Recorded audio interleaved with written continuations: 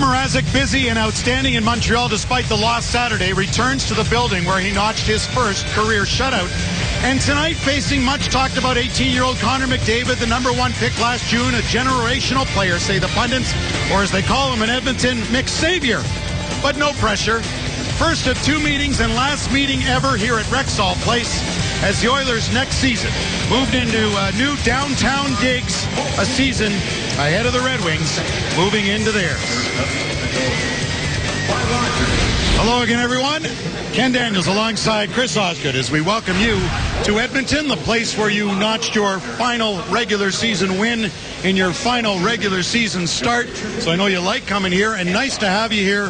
What about this Red Wing team from your vantage point from the studio the first week? Well, first off, I love coming here, Ken, but I also love the quality starts the Red Wings have been getting from both their goaltenders early on this season.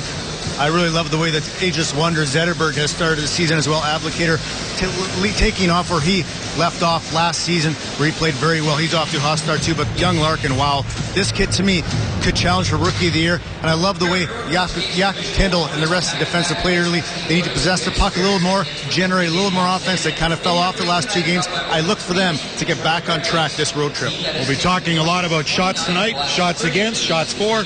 Red Wings have to do more of that. You mentioned the top line with Zetterberg, Applicator, and Larkin. That stays together, but in search for some offense, the rest have been changed. And they really haven't gotten much other than Polkinen with 3 goals and Nyquist with 2.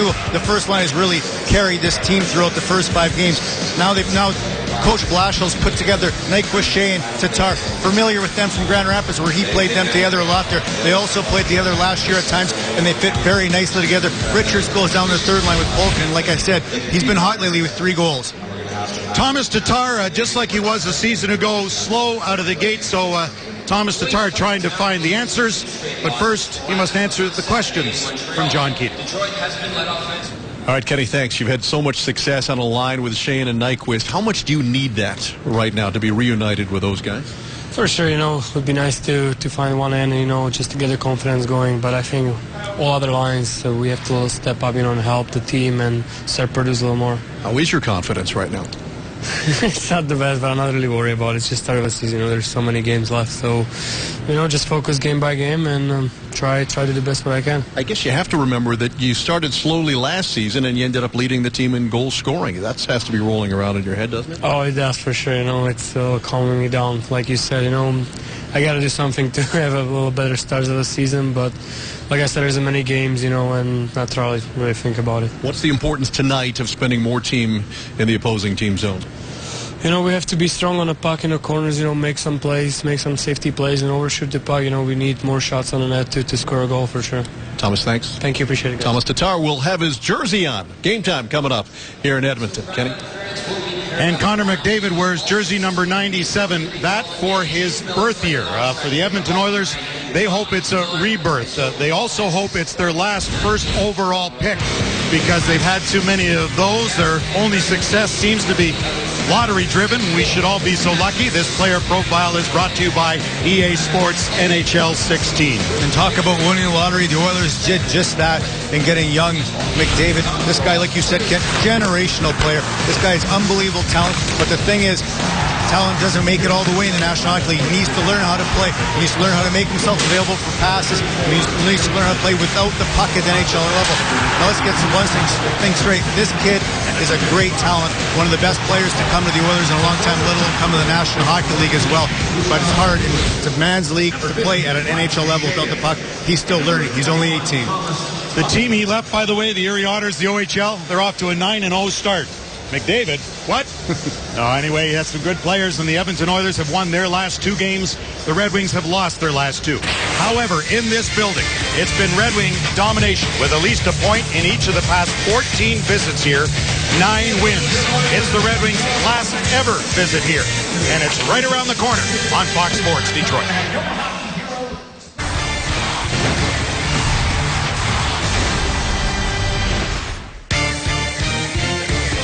Red Wings hockey on Fox Sports Detroit is brought to you by Ram Trucks. Come in and get a great deal on the best trucks during Ram Truck Month.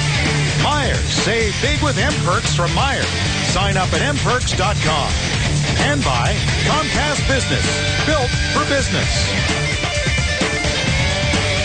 Welcome inside the studio. Trevor Thompson alongside Darren Elliott as we take you up the puck drop between the Red Wings and the Oilers. The first of three as the Red Wings hit the road. Now it's time to have a look at our upcoming schedule. It's brought to you by Tim Hortons, and this three-game road trip continues Friday night in Calgary. It's the first of another set of back-to-backs for the Wings, who've had a back-to-back every weekend to start this season. It wraps up Saturday with a game against the Canucks at the Rogers Centre in Vancouver. As you pointed out earlier, Darren, the Rogers, they own Canada. So Rogers Centre in Vancouver is the site of that one on Saturday night. Then it's back home for the Carolina Hurricanes Tuesday night at Joe Louis Arena. Glad you're with us on this Wednesday night, just prior to puck drop, between the Wings and the Oilers. And Darren, all the talk in Edmonton right now, and justifiably so, is around their top pick, Connor McDavid. But I spoke with Hall of Famer Igor Larionov earlier today. He's got a top pick who's a client as well, Nail Yakupov, whose numbers have flourished since McDavid and Todd McClellan, the new head coach, have arrived in Edmonton. And Igor told me that Yakupov is succeeding right now because he doesn't have to worry about trade distractions and that kind of talk, and he's now in a position to succeed alongside a player who can help him, and that is McDavid. Yeah, that's really part of it, putting players into position to succeed. Tom McClellan doing that for Nail Yakupov. The other thing is, he's been in the league since he was 18. And you do gain experience, even if you're losing all the time. You want it to be positive, but for Yakupov, it hasn't been. They were looking for him to be a scorer, but he's the kind of guy, just a true power forward winger. He needs someone to get him the puck in space. The thing is, until Connor McDavid showed up, there was nobody doing that with any regularity. So Yakupov, who came into the league as an 18-year-old in 2012, he's just turning 20 and 21. I mean, these guys, it's crazy. So you can see how many first overall picks they've had.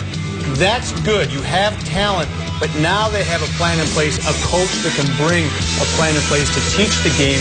And again, these kids have experience, so it won't be, I don't think, necessarily as long a turnaround as people might think. They've gotten used to losing there. You've got to change your ways from that standpoint. Todd McClellan, the coach, will change that culture. These young kids have had a lot of ice time. They played a lot of games, a lot of NHL competition right now. How much of an advantage does that give Todd coming in, because these guys already have some experience at that level? That's true. I mean, that's a good way of looking at it, Trev. But the other side is all the bad habits that losing brings. And you see, when you're a young player in the National Hockey League, you're just trying to survive. So you think this is what it's like, but you always had success as a junior player. Now you're not having success, but you think, wow, this is what the National Hockey League is all about.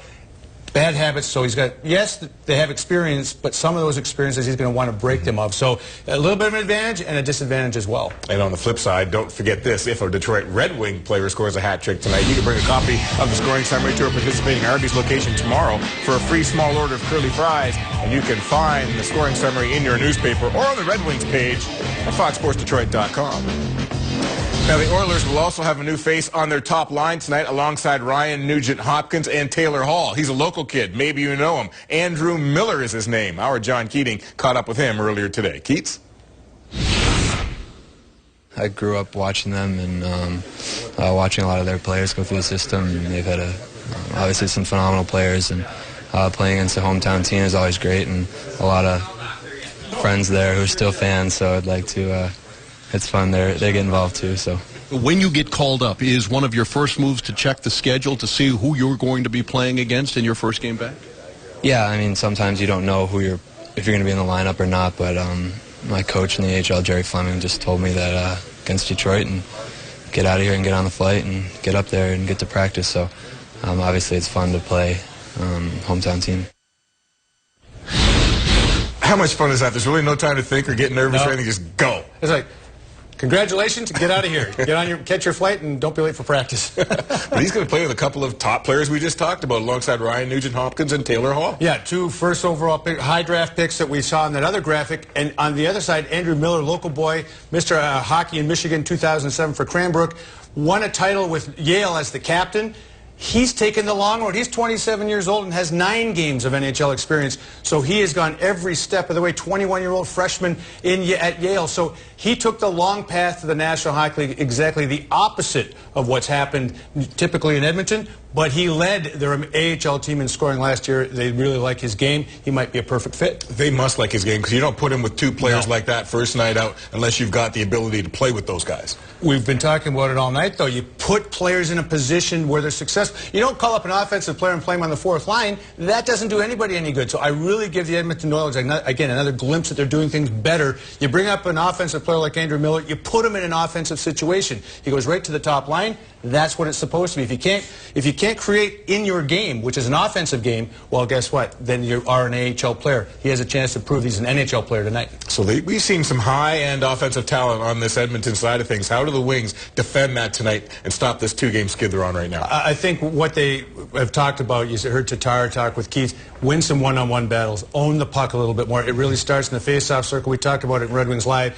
Analytics, own the puck off the face-off in both zones so you don't have to defend as much. You don't want to spend much time against those young, skilled players right there. Transition game is going to be huge tonight in a game like this, isn't it? It is, and that's one of the things that under Jeff Blashill, he wants the puck to get up quicker from the D to the forwards, not spend so much time looking, hunting, pecking, trying to find the route.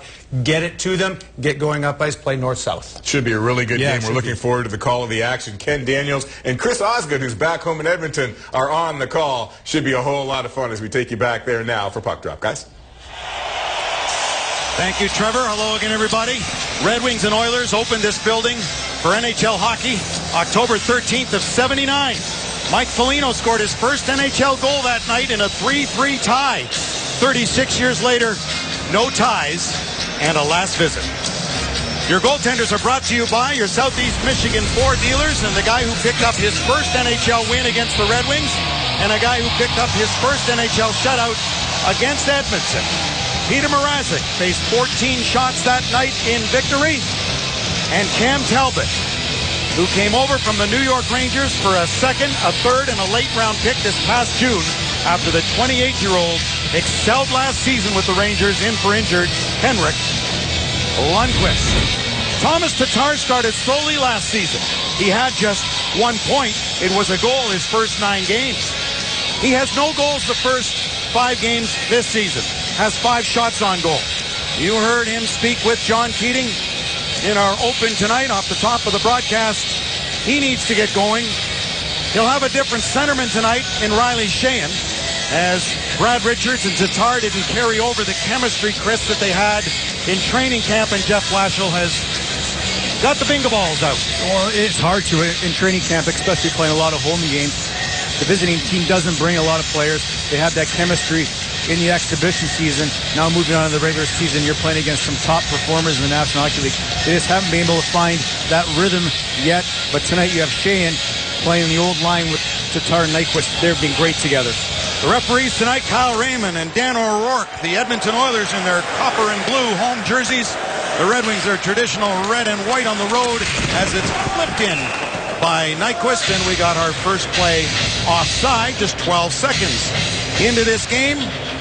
And the new head coach, after leaving San Jose, got out of his contract with 1 year remaining, needed a change. And the Edmonton Oilers got themselves a great one, a former Red Wings assistant coach. Yeah, absolutely. I think the difference from his coaching style from San Jose to here is he's going to have to teach a lot more than he did in San Jose, who had a veteran team with Thornton and Marlowe. Here at Edmonton, a lot of great young talent.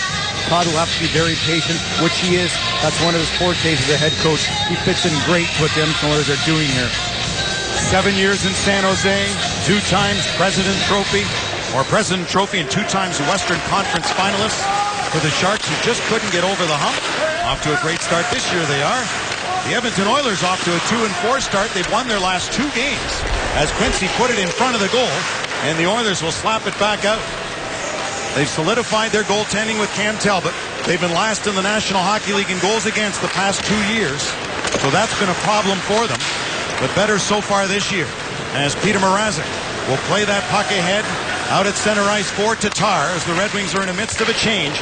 Over the boards comes Henrik Zetterberg along with Justin Abdelkader and Dylan Larkin. As Kindle has it. Flipped one ahead for Zetterberg too far. They say no icing. First on that puck, the speedy Larkin centered one. Ryan Nugent-Hopkins able to move it away. Jonathan Ericsson able to keep it in and gets it back at the line. Wrist shot in. Deflected, knocked down in front of the goal. And a trailing Larkin had an opportunity. Another shot went off his skate as Taylor Hall moved that puck quickly and then gets it back. Number 4, Taylor Hall into the Red Wing zone, driven hard to the boards by Jonathan Ericsson. Tried to center. Taken away by Cronwall. Out there is Andrew Miller, number 58 for Edmonton, whom you heard Darren Elliott speak of, and Miller's back to get it. He went to high school at Cranbrook and was captain at Yale, the championship. They won a national championship when he was at Yale. Puck knocked down at center. Here come the Oilers. It's Nail Yakupov, whose agent Igor Larionov was in the building today. There's a shot that got blocked. Yakupov another one, turned aside by Mrazek, and then knocked off stride. Benoit Pouliot was knocked down to the ice. As the Red Wings try to get it out, and in a second attempt they will. Ferraro busting through here with the other Andrew Miller in this game. Red Wings number 20, Drew Miller, as it's back of the net. Interesting that Drew does not know Andrew of Edmonton. Amazing, a Miller playing hockey wasn't born in East Lansing. Polkinen over the boards now with Darren Helm, along with Brad Richards, as the puck on Kindle's stick over for his defense partner Quincy. Ahead for Teemu Polkinen. In behind Talbot, who plays that puck well, sent it off his own defenseman Andrei Sekera. As the Oilers backhand it out to center off Anton Slepyshev. Slepyshev wearing number 42 for the Oilers. Former third-round pick. Going back to get it is Darren Helm for the Red Wings. Kindle with his head up, a long stretch pass tipped by Helm off the glove of Andrei Sekera, who went from Carolina to Los Angeles last February and was acquired by the Oilers for a first-round pick last June to help stabilize their blue line. The high-priced Nikita Nikitin didn't work, and he's in the American Hockey League. And a save there by Mrazek, and the face-off coming up to his left.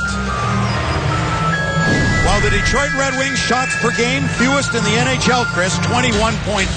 But their 5-on-5 shooting percentage, when they get their shots in, making the most of them, 12.5 to lead the league. That's another crazy step, but I'm sure Jeff Blashill isn't happy with just generating 21 shots a game. You go into Montreal against Carey Price and get that. You're lucky to get one. They want to generate upwards of 30 shots here right against an Edmonton Oilers team that does give up some shots each game, averaging 33 against the game. Zetterberg against Ryan Nugent-Hopkins, along with Andrew Miller and Taylor Hall. Kept in at the line. The shot went off a leg. Sent back in by Lefbaum. Cronwall delayed as it hit a stick and came right in front. The play was the right one by Cronwall, then didn't work. Larkin way offside. And this will come all the way back down and be an icing against Detroit. Header Zetterberg, who's been great offensively all year long, makes a great play defensively, comes back with a diving play. Very heads-up play by Zetterberg here. He notices the turnover, makes a great play. Battling effort just to get tip of the stick on that and knock that out of harm's way. Zetterberg won that draw cleanly. That's another area where the Red Wings want to improve upon. The face-off department, which is 46%. Bottom 5 in the NHL in face-offs. They are missing Pavel Datsyuk, and Darren Helm hasn't taken many and hasn't been a part of it all the way either. And the Red Wings have been known as a puck possession team, and this year they just haven't possessed it enough. And that has to do with face-offs. They've really struggled in the dot this season. They got to really, you've seen after practice, Tony Granato working on it, trying to get better. Only 5 games in, lots of time, but I'm sure as we go on, the Wings will improve on that stat. The Oilers get that one. And again, it is the offensive team this year that has the advantage on face-offs in all zones, as they get to put their stick down second. Larkin with the intercept as Cronwall moved it to Abdelkader. Larkin flying up through the middle. Abdelkader carries in for Dylan Larkin. Glendening out there now for the Red Wings, who are in the midst of a change. The puck in the Edmonton zone, as Hall was bumped there by Glendening. And the Oilers will set up. Tipped by Taylor Hall. One of those 4 first overall picks in this Edmonton lineup, all first overall in 2010. Klinkhammer, number 12 out there for the Edmonton Oilers. He was the one who collided with Johan Franzen in mid-ice last January that pushed Franzen and to where he is at this stage, not sure about his future after another concussion from that Klinkhammer hit. Mike Green went off a skate. The Oilers able to keep it in. Andrew Ference, saved by Mrazek from the former Edmonton Oilers captain, making just his second appearance this season. Andrew Ference, the 36-year-old blue liner. A nice save here by Mrazek, but this comes off a turnover by the Red Wings once again. A nice save here and able to corral the rebound, but the Wings way too many turnovers the last couple of games. Trying to improve on that, and when you turn the puck over, just see what happens here. Where the Red Wings able to take care of the front of the net, but Mrazek doing a nice job to get that leg pad on, and not only that, finds that rebound. So Connor McDavid on this face-off against Riley Sheahan. That's part of a group effort there off the draw. It's another thing Jeff Blashill was saying about face-offs, not just an individual stat, but also a group effort to try to win it. Where the wingers come in and have to get those loose pucks. Yeah, there's definitely different ways you can win a draw, and the team will get together sometime to the center and figure that out. The Wings really got to be vigilant tonight here and make sure they're sharp in the face-off circle. McDavid, number 97, Yakupov, number 10, and Benoit Pouliot, number 67. So 2 first overall picks. With a 4th overall as Mrazek made the save. The net popped up. It looked like a harmless play and nearly turned into something. The Red Wings with a turnover at the blue line by Tatar again. They've got to be sharper with the puck. They're giving up an opportunity to the Oilers there. Mrazek, good again. There's McDavid. Taylor Hall will carry ahead. And a right wing feed. Look for the puck back as Andrew Miller sent it his way. Miller distributes that puck well, and you know Taylor Hall, he wants that puck in his stick.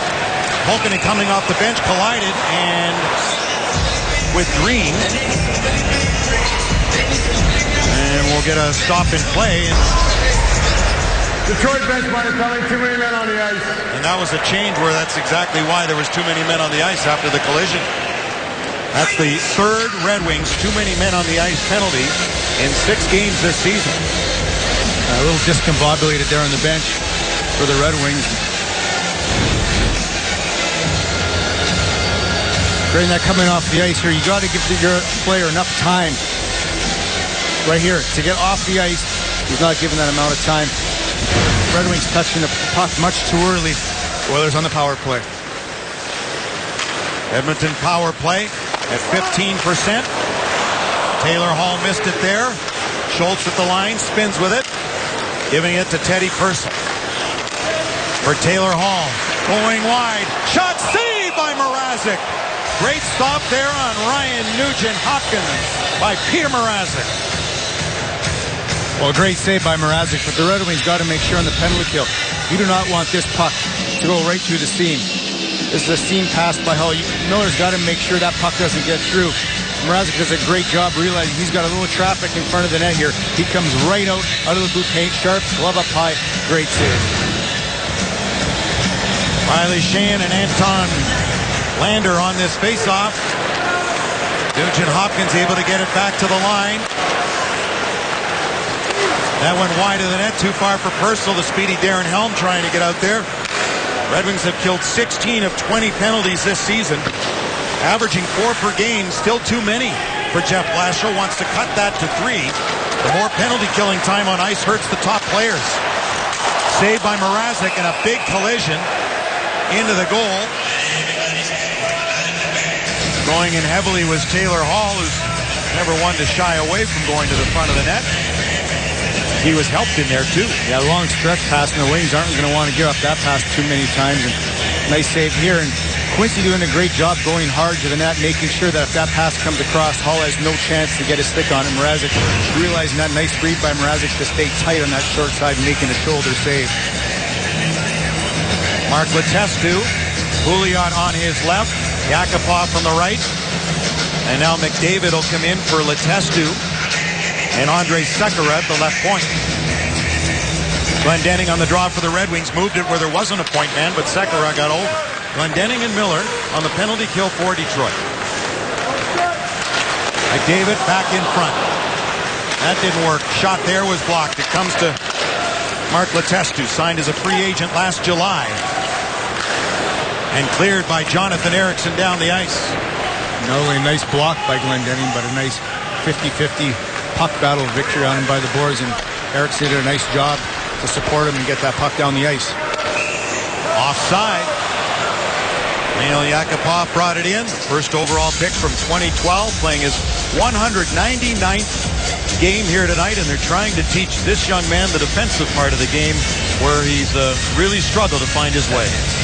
And really, if you date back when he first was drafted by Oilers, the coach, Dallas Aikens, who was here, was really hard on him. And he's a young player, he's learning. And it's the same thing for McDavid. He's 18. Yes, he's ultra-talented. NHL is a tough league. And you have to learn how to play without the puck, and Yakupov couldn't do that. It's hard to do that when you're getting yelled at and you lose your confidence. That's what happened to him. You can really tell under Todd McCullough that he's really flourishing. Here's McDavid with that terrific speed. And a good clear there by Jonathan Ericsson with 20 seconds remaining in the Edmonton power play.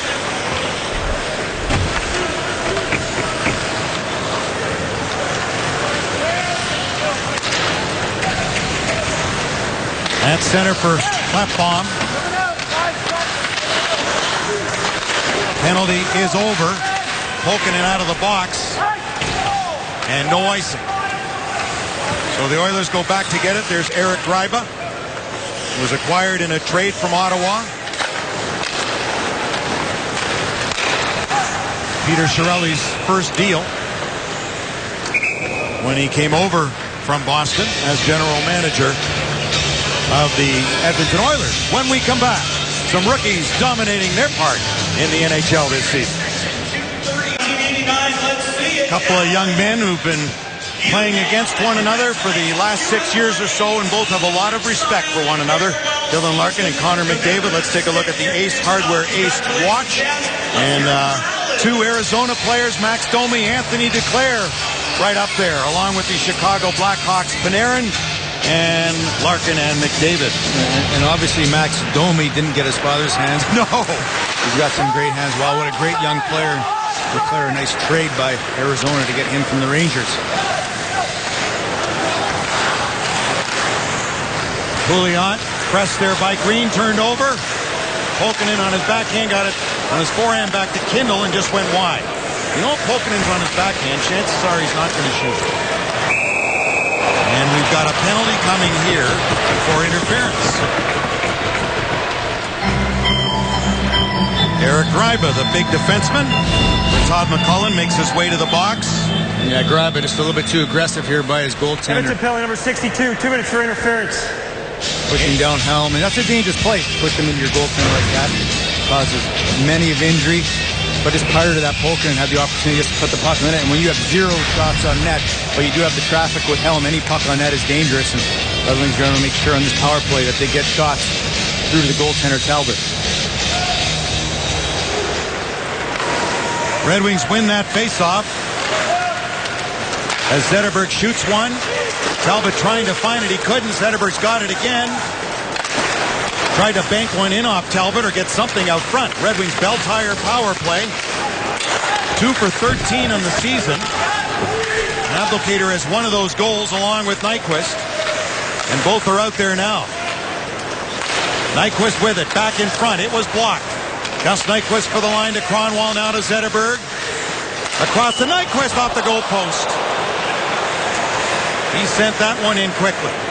Zetterberg for Nyquist again. Sticks in the lane, though, but he recovers. Gus Nyquist turns in back of the net.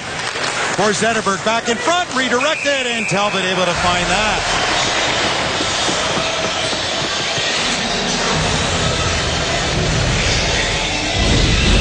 And this is just a great setup by the wing. Zetterberg, obviously a great passer, nice saucer pass across. Nyquist got quite a bit on that. Beat Talbot, but off the crossbar. We mentioned the Wings had to start getting some shots, and Zetterberg, leave it up to the veteran to start throwing pucks in. Look what this creates. Creates opportunity. He gets it back. It turns the Edmonton defenseman. Can't find the puck, and they got another opportunity off that. On 13 faceoffs, the Red Wings have won 10 tonight, so they're much better in that department. Means puck possession, and they have it here with the man advantage. Riley Sheahan. Richards waits. Polkin into the slot. Tatar near side, but it's off Mike Green's stick and bounces back into the Red Wing zone.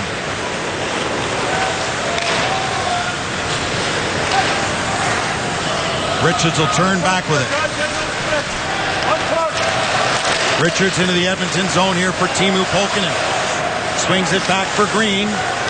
For Tatar. Green one-timer. Oh, and just skipped past the post as it changed direction in front of the Green shot. And that bounced into the Edmonton bench and back into play. So we will get a face-off coming up back in the Oilers. Yeah, and I was about to say prior to this, because Shane was in front of that Tatar should shoot, and Shane doing a great job. It ricocheted around like a pinball machine there. Green getting this puck through. And so he said before, you're not getting a lot of shots on net. Shoot as many pucks as you can. Sure enough, again, deflected 2 times, almost a goal for the Wings. The last 3 games, the Red Wings total have been outshot 124 to 61. So yes, they need shots. And we've never, ever said that over the last couple of seasons. No. Outshot tonight, but the Oilers power play had a couple early going. Klefbom carries up ice. Good young defenseman, 19th overall pick in 2011. Not a first overall, but still 19th, pretty good.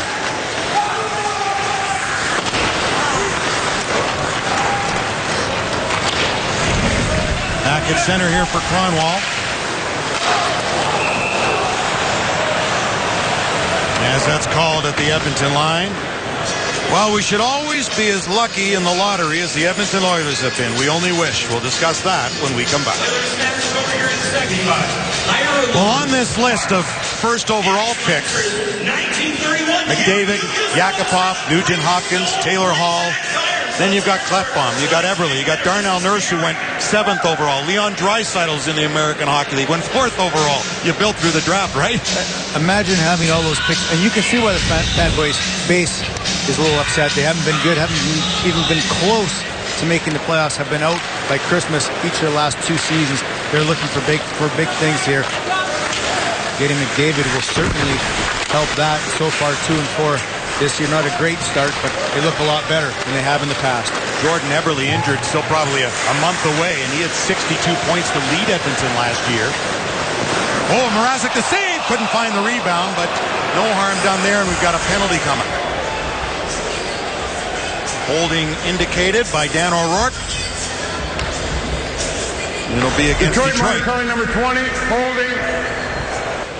So Drew Miller, one of the Red Wings' key penalty killers. Well, he'll argue the call, but I guess any player will always argue a call when you go to the box.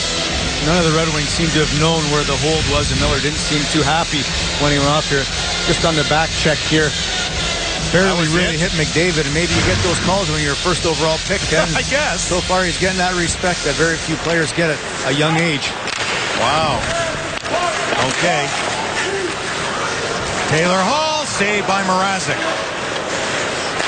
I think Mickey's still at home yelling. Oh, you can definitely see why Miller had a beef with that, really not even realizing the call was on him until the ref pointed him out, and you can see what he's complaining about.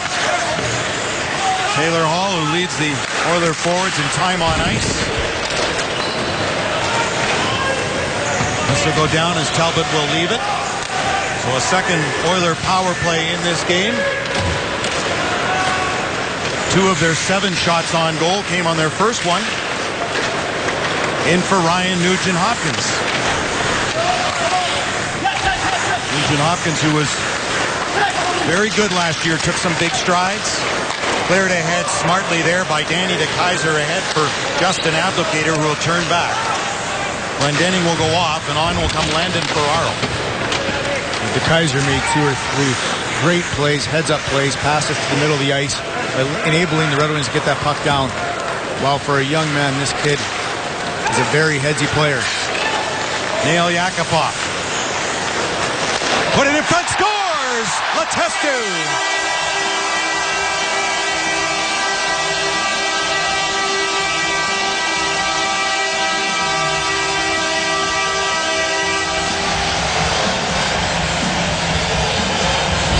Well, this play kind of is slow to develop off the rush here, and Yakupov just finds himself a little bit more room than he expected, and Letestu gets body position on Eriksson, kind of like the goal, and Carolina when Gerby got inside of Eriksson, who could be a little bit more aggressive on this play, but Letestu just gets that body position, gets wide open in front of Mrazek, who has no chance, and Yakupov just throws it in there and he just tips it into the open net. But you'd love the Red Wings to be a little bit more aggressive on that penalty killer.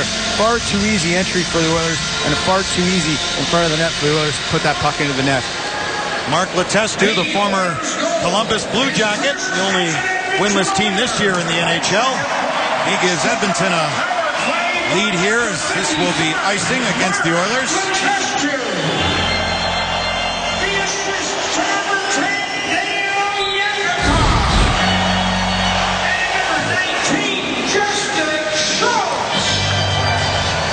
The goal coming at 12 minutes, 32 seconds. The Oilers goal scored on the power play by Letestu. They were showing what the Red Wings did well on their penalty kill prior to Letestu's goal. Being aggressive, getting after Oilers power play, sitting back a bit too much on that last goal by Letestu. Here's Kindle. For Sheahan. Back for Jakob Kindle. Tipped down by the Oilers into their own zone as Talbot will move it. Talbot for Sekera. Got boxed out by Nyquist, who's got it now to the front of the goal. Nyquist's shot was blocked as Sekera stayed with him. Feeds one in for Tatar, who gathers it. Tatar back of the net trying to spin away from Mark Bain, the former New Jersey Devil. Good defenseman for Edmonton. Nice play by Tatar to the line for DeKeyser to Green, and a shot in front. It's loose! And Gus Nyquist couldn't get a shot away. And it's flipped past DeKeyser and down for Green.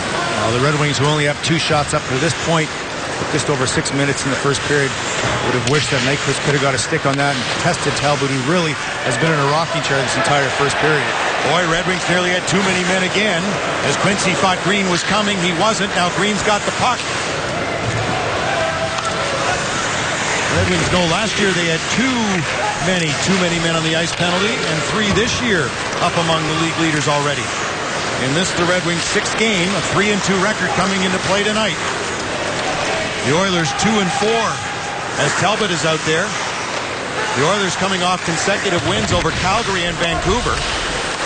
2 wins against the Pacific Division by Edmonton. All of last season, they only won 1 game against the Pacific. Zetterberg a shot, and that is stopped by Talbot.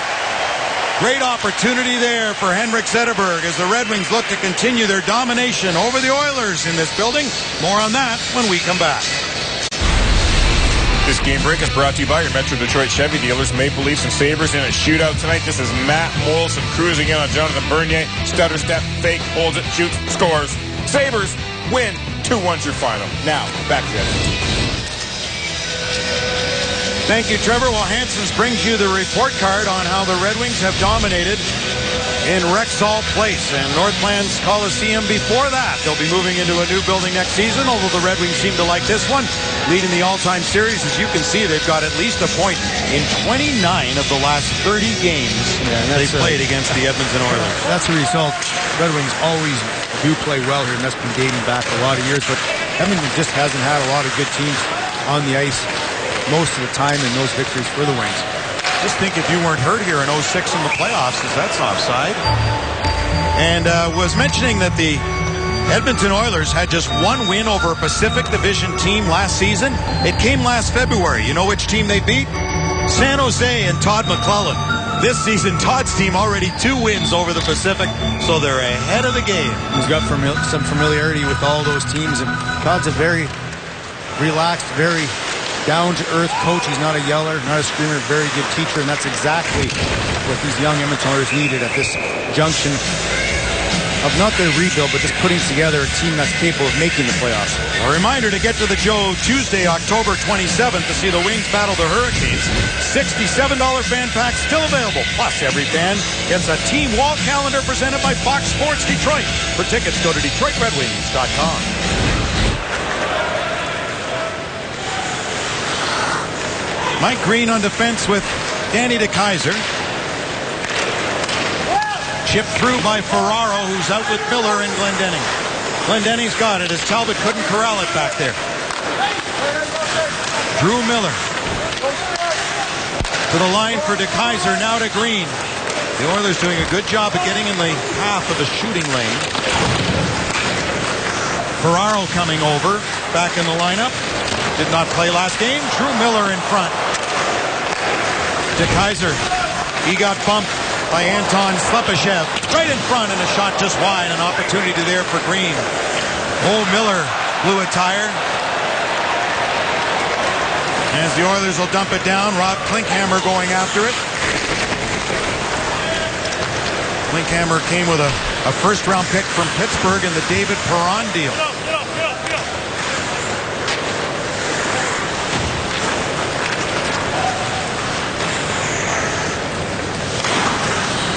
4 to go in period number 1.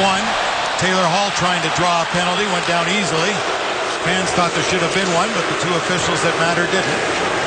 Zetterberg getting it ahead.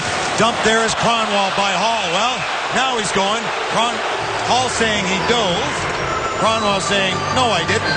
Taylor Hall probably upset the previous one that wasn't called. The Red Wings going to a power play. Well, really, it's justice. Hall could have been called for diving previous on Eriksson. Another great pass by Zetterberg here, right up the seam, hitting Kronwall in stride. Hall obviously gets a stick tangled up in Kronwall's skates and nullifies a scoring chance that the Red Wings would have definitely had and are looking for. But would have been one of the few, but this is a big power play here for the Wings. 3:47 left. Haven't generated a heck of a lot. Need to do that here. So Richards will begin, but not in the face-off circle. The luxury of having two centermen, Riley Shane coming in, Polkinen on the right. Tatar on the right side. Mike Green feeds one off for Richards. A shot and a glove save by Cam Talbot. What do you think of Cam Talbot? I like him a lot. Watched him play for the Rangers last year when Lundqvist was hurt.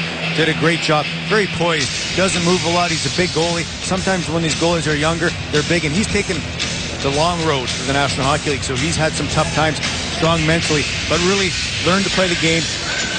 Very good positionally. Right there he saw through traffic, found the puck, not moving a lot, caught that puck through traffic. One of those goaltenders like Mrazek, game day, no problem. You can talk all morning long. Some goaltenders won't. Mrazek kicked that one out with purpose, right for Tatar.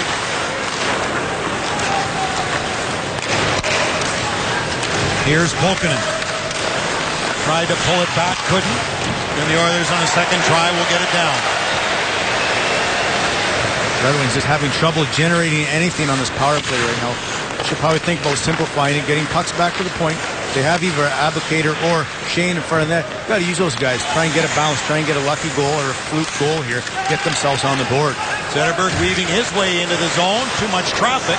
Larkin over the boards now. Kronwall gives him the puck. There's Larkin firing, and again the glove of Cam Talbot.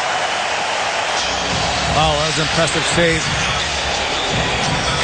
This morning, really in awe at how big these goaltenders for Edmonton were, and Talbot stands at 6'4" in the net, probably 6'6", but Larkin comes flying in here, and this is a great glove save, and once again, the net front presence by the Red Wings makes this save even more impressive, and a rocket shot by Larkin, but Talbot using his size to look around, Abdelkader finding that puck and snaring it with his glove.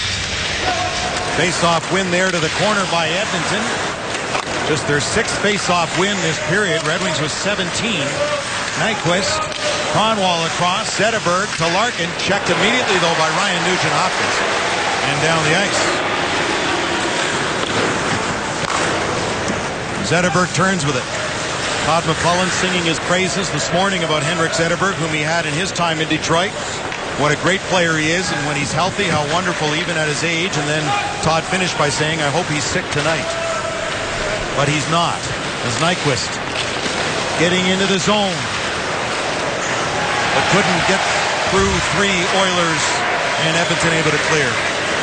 Nyquist might want to kick that out to either his wingers, just get it to the boards, get it to space where the wings could skate into it. 4 Oilers converging on him there, couldn't make the play quick enough. As the Red Wing power play will come to its conclusion as Taylor Hall's out of the box. So 0 for 2. 3 shots on those 2 power plays for the Red Wings. Long stretch pass tipped from across center by Helm. Maybe not. He must have missed it because they're saying it's icy. Well, stay tuned to Red Wings Live following the game, where we will select the Fox Sports Detroit Red Wings player of the game, presented by McDonald's. Stop by for your breakfast favorites now being served all day. And Ken, the one thing I've noticed so far in this game, penalty kill for the Oilers much more aggressive than it has been in the past under Todd McCullough. Third in the NHL, the Oilers always struggled on the penalty kill before. So far, they've looked like they've changed that. Much more aggressive and a really good penalty kill by the Oilers again. Played by Kindle, smartly to Glendening. Helm couldn't get through with the line turning as Ryan Nugent-Hopkins. Andrew Miller going after it, number 58 for the Oilers, native of Bloomfield Hills, Michigan, who had some chemistry with Taylor Hall late last season, did Andrew Miller. Nice move by Taylor Hall in tight quarters. And the Red Wings break away. Here comes Helm with Drew Miller going to the goal. Ahead for Andrew Miller at center was bumped. As he was just called up from the American Hockey League, the Bakersfield Condors, the new American Hockey League affiliate for Edmonton. If they did not call up Leon Draisaitl, they wanted a right-hand shot on the wing with Taylor Hall. And that's why Miller got the call. Here's Yakupov. Up with Pouliot. The pass to him, but Pouliot was covered by Green. And a save by Mrazek off a one-timer from Andrei Sekera. 20 seconds to go in the opening period. Connor McDavid fed one over as Yakupov will turn in his own zone.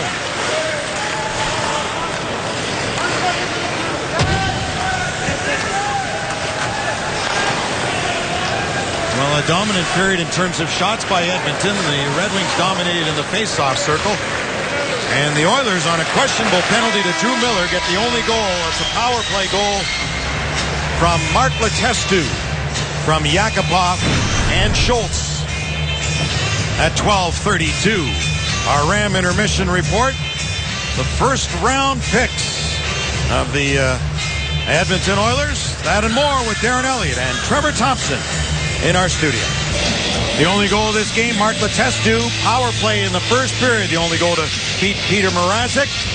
Last time in here, his first time in here, our Oakland University brings you the scouting report on Peter Mrazek's first career shutout. November the 2nd of 2013, had to make just 14 saves. His 2 wins that season were both by shutout. And so far tonight, he's already more than halfway there for saves. And really, this is what he's done tonight, but this is his shutout here. Young Mrazek here. And it doesn't matter where he's playing, what the circumstances are. Some young goalies, Mike Foldman, got a lot of work. Didn't have a lot of shots that night, but wow, did he ever stay sharp. And that's what made him, at a young age, the goaltender he is. He's good in each and every situation you throw him into. Coming into the game tonight, the Red Wings shot differential minus 60. An NHL low 21.4 shots per game, allowing 33.4. That's much too much of a differential. They were outshot in that first period by 6, trailed by 1. Second period is underway as Tatar moves up with Sheahan and Gus Nyquist.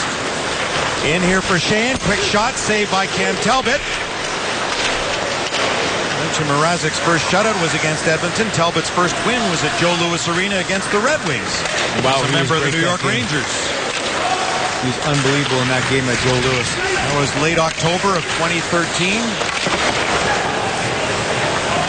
Here's Sheahan. Penalty coming here to the Oilers.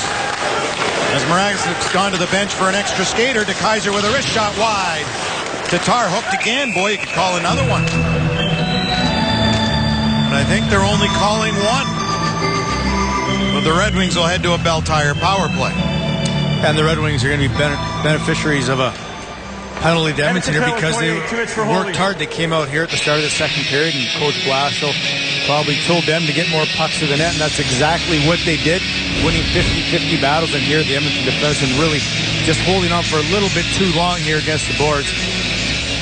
And we'll sit for 2, but Red Wings great first shift at the start of the second period.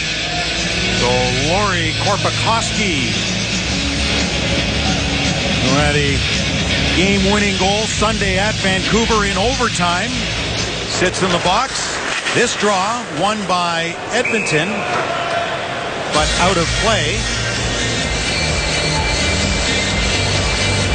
Dylan Larkin in that first period for the Red Wings played 6:18. The top line, Zetterberg played 6:24, and Justin Abdelkader 7:26. Jeff Blashill was saying that the ice time may not be distributed as evenly as he has been doing.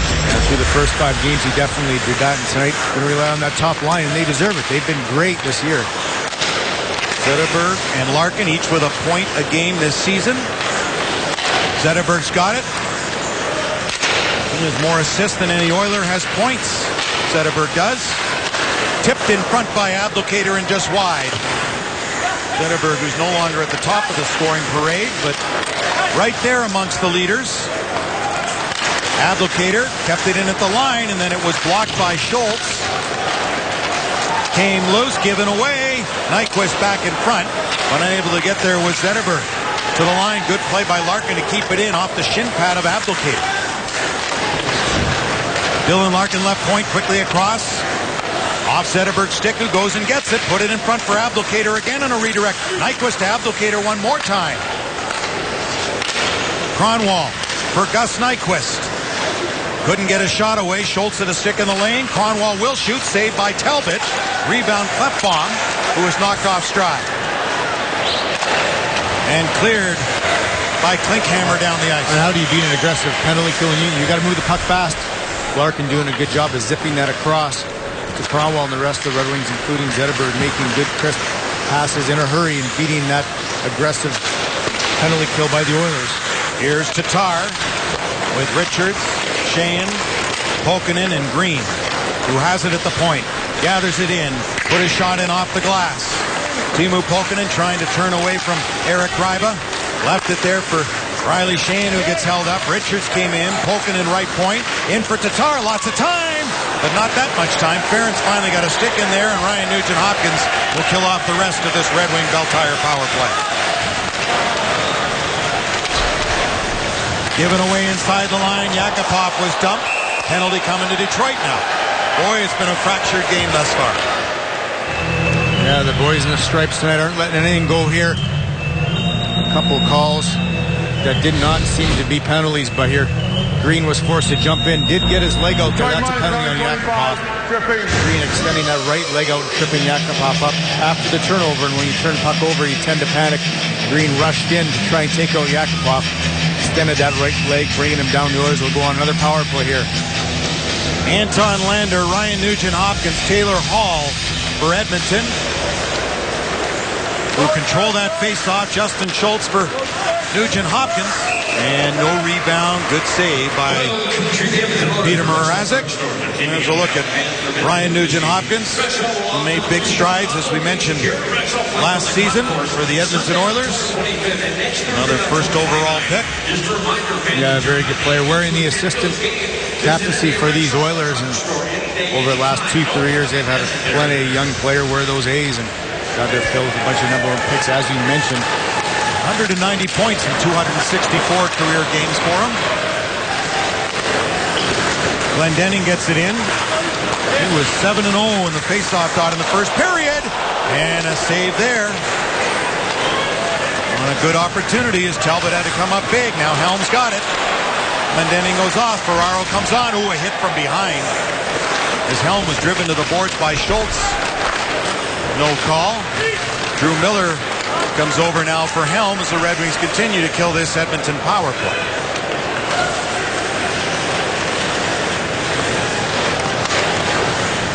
Schultz dropped it for Teddy Purcell.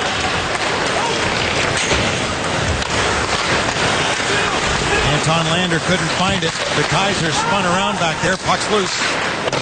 And Kyle Quincy will wrap it down the ice. Stopped by Talbot for Andrei Sekera. Lead pass for the goal scorer on the power play in this game, Mark Letestu. We got too many men on the ice to Edmonton. So the Oilers are going to be shorthanded.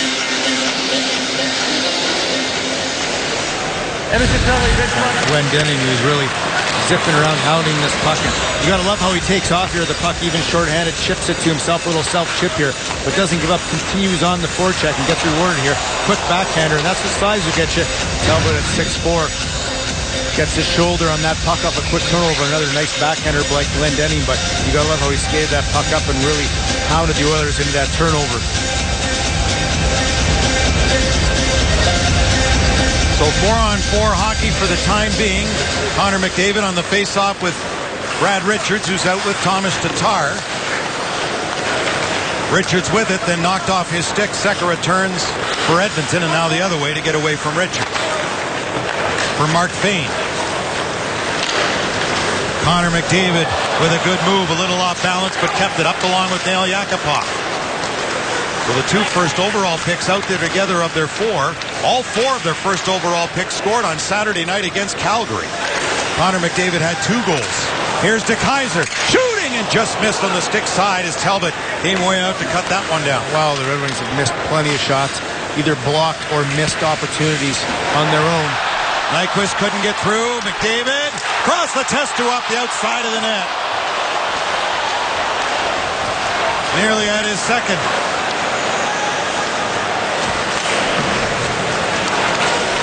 Ryan Nugent-Hopkins back in. That shot high and off the glass. Well, the Red Wings have had the lack of shots. Taylor Hall shooting at nearly 5 per game early on this season. Todd McCullough saying shots from anywhere are good because you get plays out of them off deflections off goaltenders. Red Wing power play here. Abdelkader in. Couldn't get it through. Larkin, good recovery. Zetterberg with Cronwall on the back end. Zetterberg a shot that was deflected. Nyquist to pick it up. Through his skates to Cronwall over to Zetterberg. Abdelkader in front. Shot was knocked down. Red Wings have to go back with 20 left. The too many men on the ice. And eventually, we're going to have to give the Oilers some credit here. They're getting themselves in that shooting lane, blocking a ton of the Red Wings shots right now. They're really finding it hard to get pucks through to Talbot. Look at Kindle coming right in, and Talbot a save there, and a nice rush by the Red Wing defenseman. One of the reasons McDavid, such a wonderful player, obviously first overall, speed, agility, and his vision. He's a great playmaker. Here sets up with Testu, just misses his second of the game, but Mrazek did a great job to get across. But look at this pass, 18 years old, making these plays at National Hockey League. The Red Wings really, just like last game, too many turnovers, especially at the blue line here. Tatar's got to make the smart play with that puck here. And usually when you turn a puck over, it's going to turn into a scoring chance. And Edmonton did just that on all of these plays. And here they're off for the races again. Just a smarter play by Detroit in their own zone. And this is dangerous, although it doesn't result in a shot. It results in an opportunity for Edmonton, who kill off the rest of the Red Wing man advantage. And the turnovers are the reason why Jeff Blashill says on average the Red Wings have been spending nearly a minute each game in their own defensive zone. Sometimes 2 of the games up to 3 minutes in their own zone. And that's a lot of time. It tires people out. Brought back in here by Pouliot. Right through the middle. Scores! What a great pass! Connor McDavid.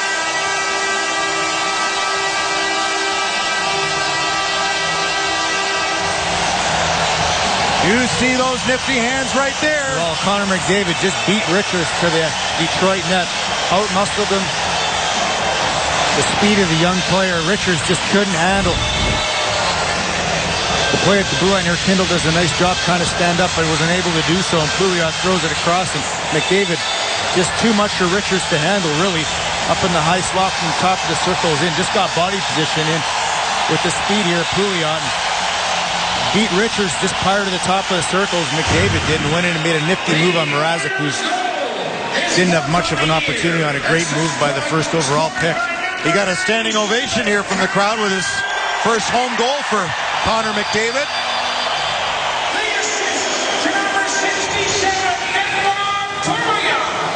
So the Red Wings down by 2. It's off to the races with Nyquist when we come back. You're watching Red Wings hockey on Fox Sports Detroit, presented by Bell Tire. Windsor, Ontario horse owner Paul Redham in 2012 had a horse called I'll Have Another, which won the first 2 legs of the Triple Crown and names many in his stable after Red Wings. And Nyquist, an undefeated 2-year-old colt, will race October 31st in the Breeders' Cup Juvenile. Gus Nyquist, the player, thinks it's exciting. He'll definitely be watching. And apparently Nyquist, the horse, could become a 2016 Triple Crown threat. And Paul Redham also has a couple of other 2-year-olds in Tatar and Mrazek still waiting to run. So should be interesting, as is this rush here by the Oilers. Purcell right in. Save Mrazek, rebound, they scores!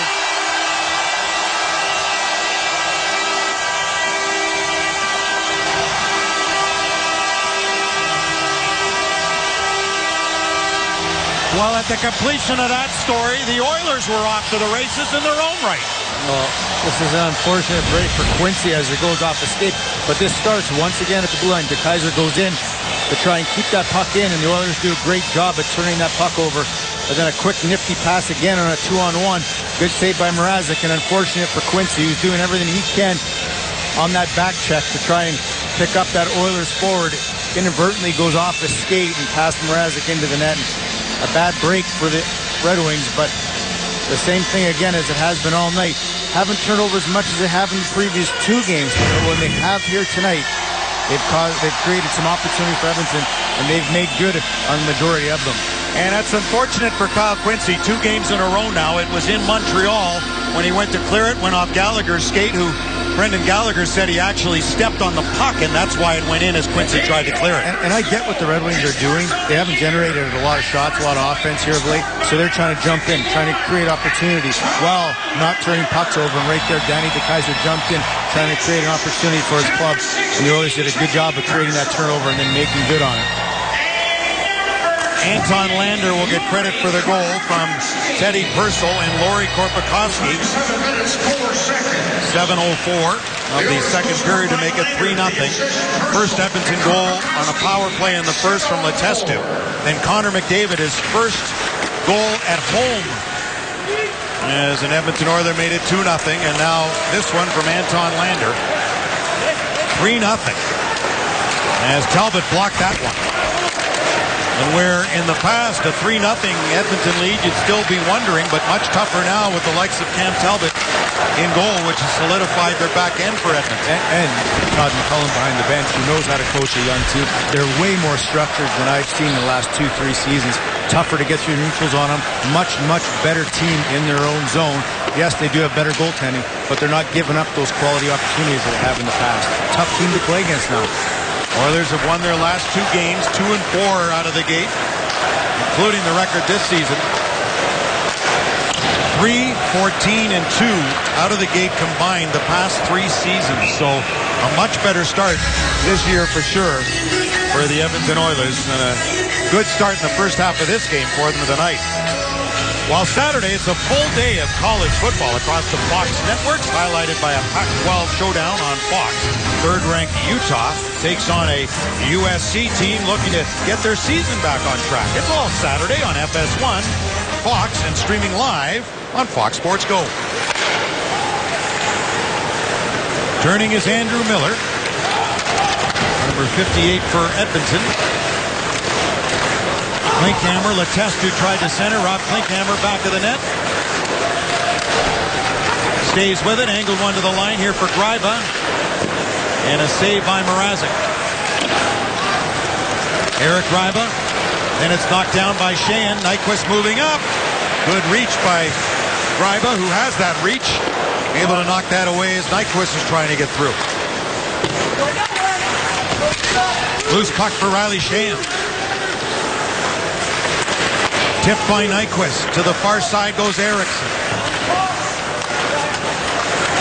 Nyquist back of the net. Andrew Ferentz trying to contain him. Nyquist getting away from him. For Tatar. Then turned around by his number 21 counterpart. Kept in here at the line by Cronwall. For Sheahan. Tatar now gives chase and has it. Finds Cronwall off the leg of Ferentz. Back for Tatar again. Too hot off his stick. Taken by Anton Slepyshev. Third round pick in 2013. That came up and bounced not once but twice off Glendening. One way it got him in the face. Off the bench for Nail Yakupov. Mrazek pushed it back out to the line for Fane. Blocked by Miller, who's up the middle. If Ferraro can get him the puck, he's in the clear. Drew Miller all alone. Oh, and just sent it wide. A little reach there, maybe pulled him off stride with a free hand. And a good opportunity to get the Red Wings on the board for Drew Miller. Yeah, nice opportunity for Miller there in the breakaway, but the Oilers not allowing any easy opportunities on their nets tonight. Really, that back check by the Oilers was great. Not letting Miller have a lot of comfort level and able to do what he wanted with that puck. Here's a break in again, and Pouliot had the opportunity there. He could have walked right in.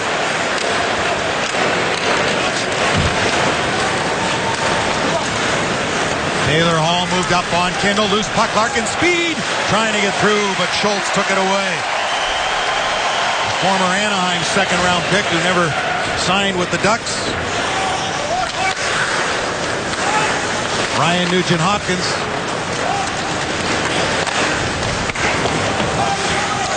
Applicator, Larkin open again. And that one knocked away as Larkin is offside.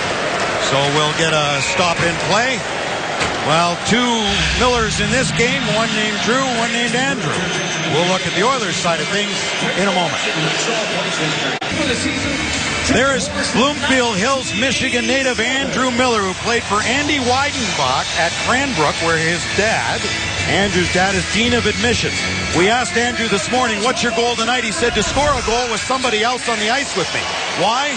Because his lone NHL goal on March 27th last season against Dallas was on a penalty shot. Andy Weidenbach happened to say that Andrew Miller is one of those kids who didn't listen to all the people that said he was too small or not strong enough to make it beyond high school at Cranbrook. He just became more determined, became a captain at Yale, and won a national championship. And good for him. To me, that goal's tougher than a 5-on-5 goal. You think? There's a lot of pressure. You're going against a pretty good goalie and letting on that. And wow, did he ever bury that puck? Congratulations to him. Oh, a good save there by Mrazek. And he's just called up to the American Hockey League and gets to play on the top line with Ryan Nugent-Hopkins and Taylor Hall. Some will say where Andrew Miller's playing tonight, he's just holding a spot till Jordan Eberle returns, but they've tried a lot of people in that spot until Eberle's back, and no one's really been able to get it done yet, so Andrew Miller gets an opportunity.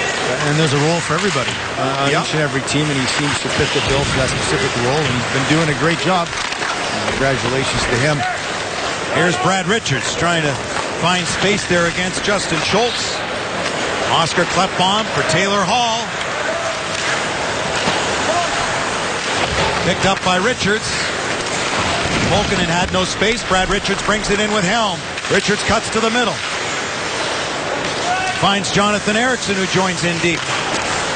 Eriksson's had a few goals in this building at Rexall Place. As the puck is out of play, and another similarity besides the name to Drew Miller and Andrew Miller. How about him and Justin Applicator? Justin Applicator was Mr. Hockey in high school in 2004, and Andrew Miller was Michigan's Mr. Hockey high school at Cranbrook in 06-07. And another thing about Andrew Miller, who told me this morning, his buddy Griffin Howell, his family has season tickets. I said, what do you remember most about the Red Wings growing up? He said, sitting behind Chris Osgood at that end of the ice, right behind your blocker side in the corner, watching you play all those games. Well, we know that blocker side was my strong side, Ken, so he's obviously sitting on the right side. Yeah. Saved by Talbot. Loose in front of the goal. Kendall comes over to get it. Tatar. Here's Shane back of the net. Mark Bain moving in was Kindle, who got dumped. Tatar hit Kindle with the shoot-in, who stayed with it, but Lander will clear as Tatar bumps him.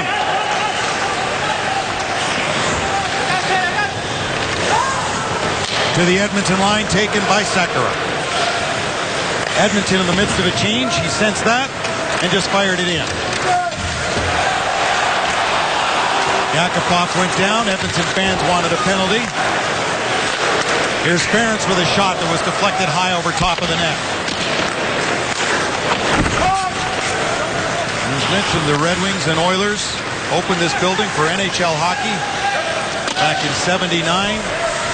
Gretzky had an assist that night. Mike Foligno scored his first National Hockey League goal in what was a 3-3 tie when you could tie a game way back when.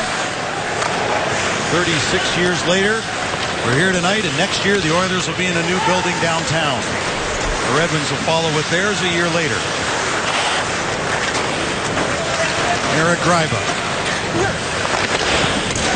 Peter Chiarelli's first deal after he became GM. Turned over in the high slot. Shot went over top of the net.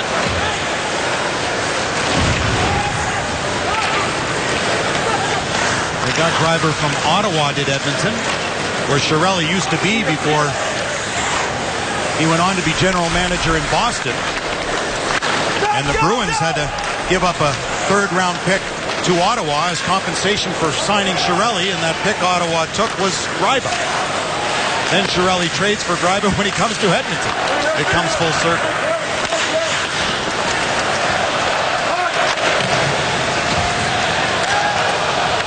Schultz back to get it for the Oilers. Free agent signing in 2012 by Edmonton.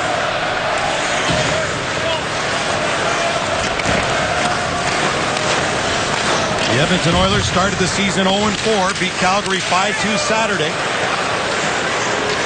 In Vancouver in overtime Sunday, and lead 3-0 here tonight.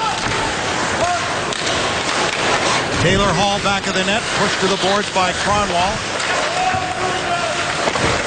Mike Green moved it. Hall's got it again.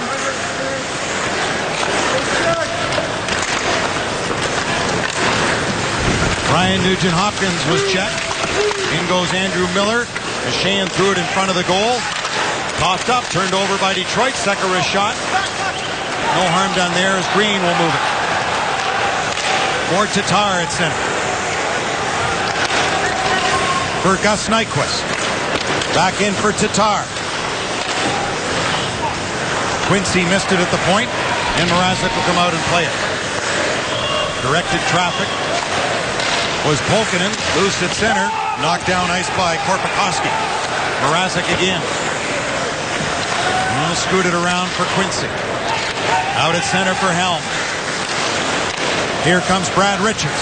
Richards shoots. That went off the heel of the stick of Ferentz to the corner. Back of the net for Richards one more time. Angled one to the line. Quincy with a shot and a save by Cam Talbot. To the near side. Polkinen will give chase. Quincy there first. Kept in here by Polkinen. In Richards all alone in front and sent it wide. He got all turned around. It's tough for him to get a shot on goal. Polkinen with some good work to get that puck into the skates though of Eriksson. And the Oilers, who were hemmed in there, brought out here by Anton Lander. Edmonton wants a change. Wow, even tough for Richards to get down the net, but he's by himself in front of the net. You're down 3-0. You got to figure out some way, any way, to get that puck past Talbot, or at least make him make a really tough save. Picked up deep by Oscar Klefbom. Mrazek so good in handling that puck. To Kaiser. Jonathan Eriksson. Pushed up to center by Ferraro with Miller and Glendening.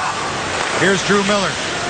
Tipped in behind the goal. Ferraro took his man to the boards, and Pouliot was there, and Schultz for Edmonton. Out at center for Benoit Pouliot. Former 4th overall pick of the Minnesota Wild. Henrik Zetterberg with Larkin and Abdelkader. Abdelkader to pick it up. Off Zetterberg's skate. Whacked back in deep by Cronwall.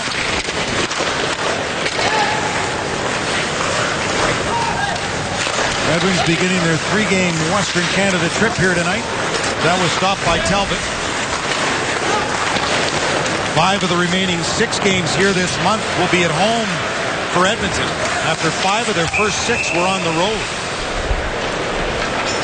Trevor Thompson in our studios tonight. He'll have Boston Bruin, Philadelphia Flyer highlights when we come back. All right, fans, it's that time again. This game break is brought to you by your Metro Detroit Chevy dealers. OT between the Bruins and the Flyers. Philly on the power play. This is Claude Giroux with the one-timer past Tuukka Rask. 5-4 Flyers, your winner tonight. Kenny, back to you. Thank you, Trevor. There's Andrew Ferentz playing in just his 2nd game. He was the Edmonton Oilers captain, but they took the C from him just to distribute things, and he's not going to be playing a lot this year. So they're going with 4 assistant captains: Taylor Hall, Ryan Nugent-Hopkins, Andrew Ferentz, and Jordan Eberle, who is injured. Andrew Ferentz was captain for a couple of years. Ken, what's with Todd McCullough stripping players of their captaincy Thornton and Marlowe in San Jose, exact same thing happened there. Yeah, that's true. And now it's Joe Pavelski there. I don't think that was all his doing in San Jose. But here, a lot of people thought, will it be Connor McDavid? Not a chance. He doesn't need that. A little too young for that. Much too much pressure on him already. He doesn't have to have the C on his jersey. Just go out and play and learn how to play an NHL-type style of game. Boy, but you're right. The captain, he does follow Todd McClellan around. Yeah, that didn't help the dressing room in San Jose, but... well, I always thought Thornton should have been the captain and stayed the captain. Here comes Dylan Larkin with some room on the wing. Larkin the shot. And just wide of the goal.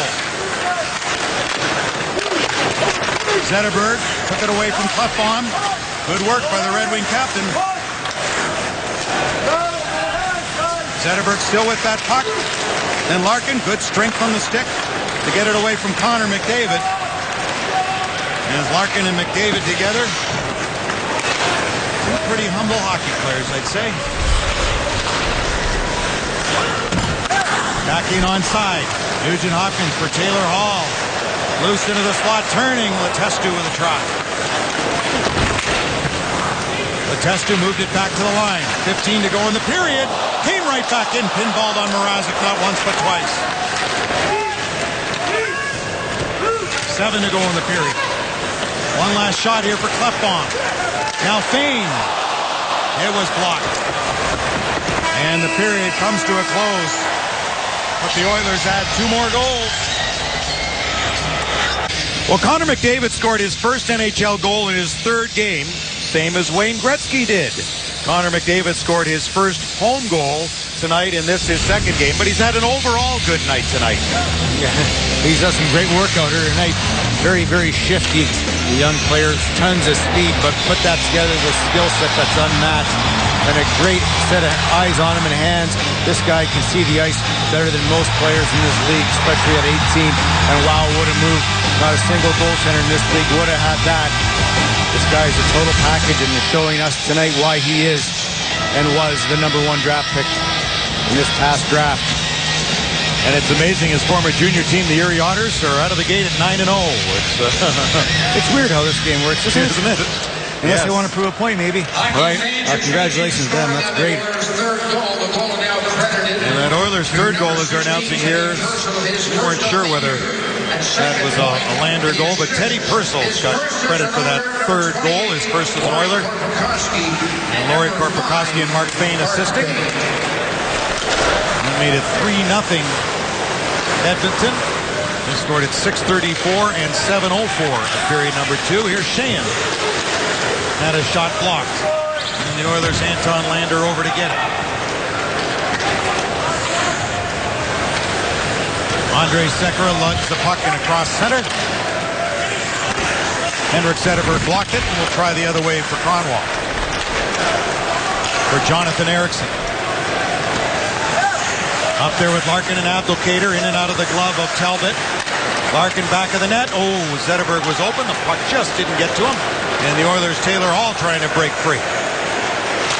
Hall with a shot and a save by Mrazek. Klinkhammer back to the line for Oscar Klefbom. That hit Jonathan Ericsson and stung him. He's limping off.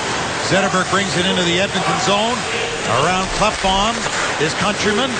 Zetterberg staying with it. Klinkhammer for Edmonton will just clear it out of play. And he's going to get a penalty. Or is he? I think he is. I think that puck went right out of play.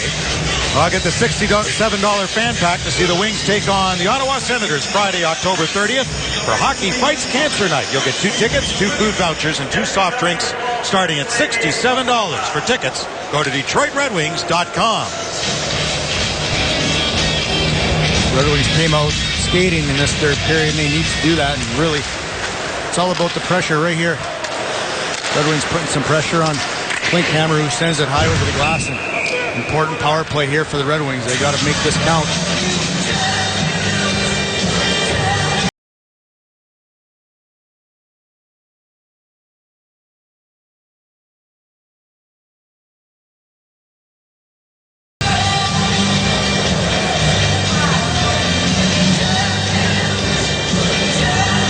So Richards asking, why is he being sent out? happened a few times tonight. Shane comes in on the draw, but won it anyway. Tatar tried to go through the seam. It was blocked by Letestu. As Mike Green will go back. Flipped it over for Tatar, for Green, to Polkinen. Tatar couldn't do it himself at the Edmonton line. Brad Richards back for Mike Green. Shane dropped it back. Richards there to cover at the left point, then lost it. And Lori Korpikoski gets it down the ice.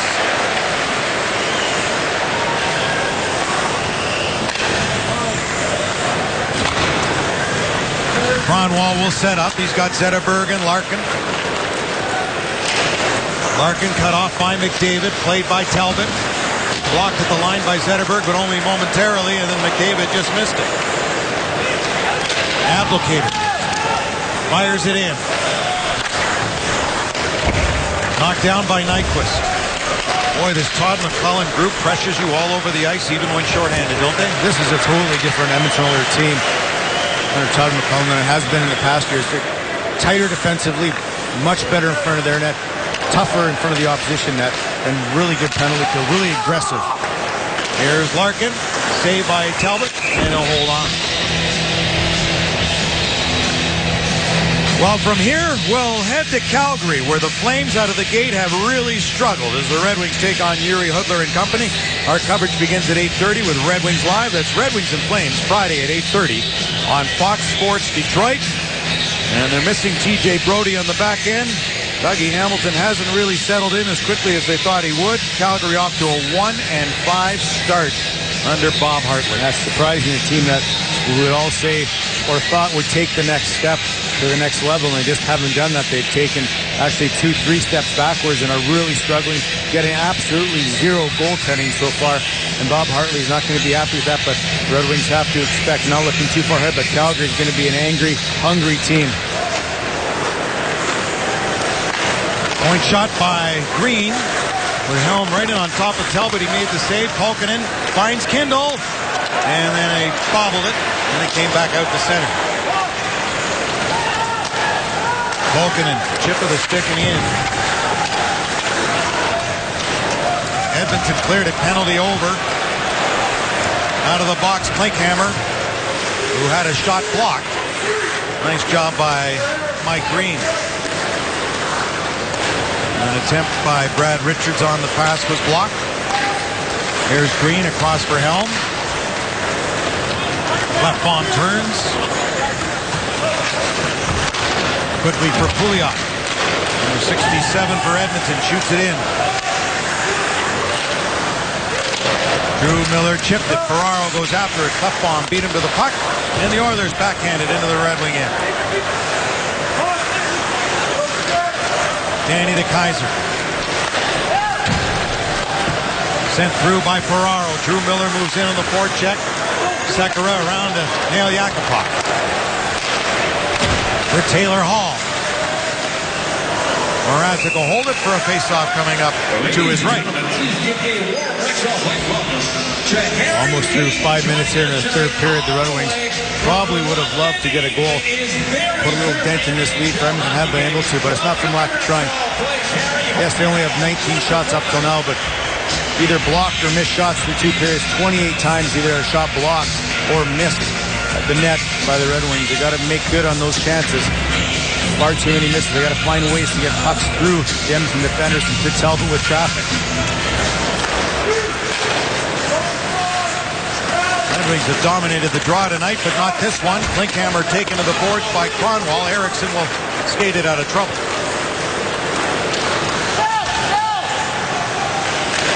Edmonton able to recover at center ice. Hall got knocked off stride. Nugent-Hopkins shooting. Short side. Stopped by Mrazek as Ryan Nugent-Hopkins went down. Here's Eriksson with it to center ice. A rink-wide pass. Tatar left it there. Shane a shot. Held by Talbot.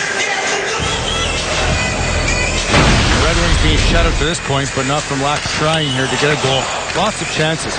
Crossbar by Nyquist. It's these type of shots that need to hit the net. Can't be happy with just getting these chances when you're struggling to get shots and goals early in the season. 30 times so far up into the 15-minute part of the third period have they either had a shot blocked or missed the net. That's far too many times.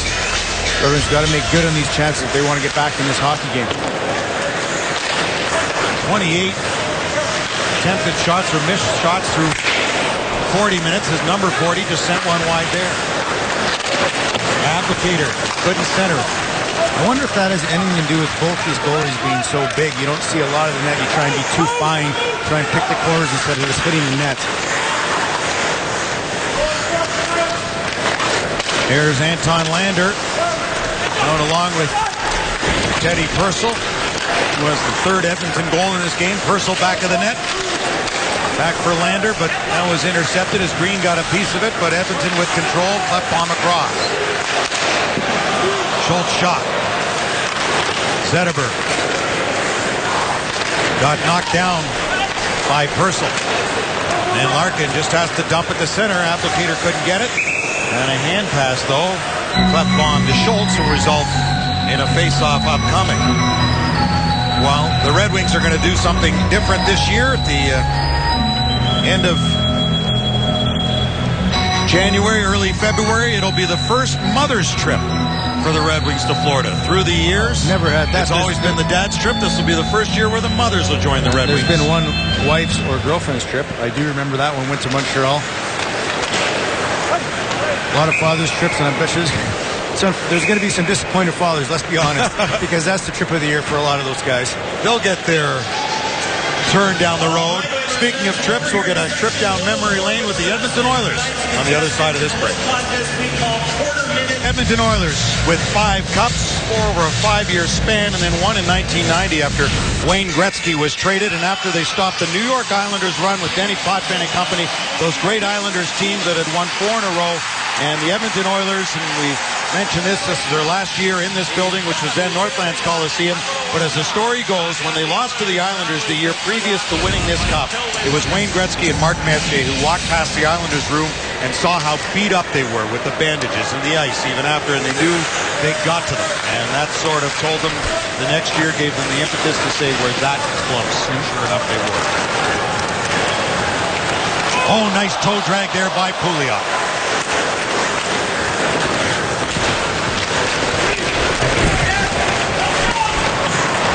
Connor McDavid couldn't get past there. And a shot in Mrazek holds as Todd McCullough juggling his lines a little bit.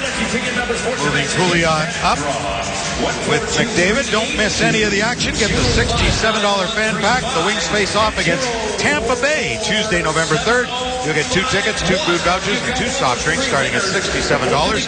For tickets, go to DetroitRedWings.com. And it was the win over Tampa where the Red Wings had themselves a really good hockey game that night.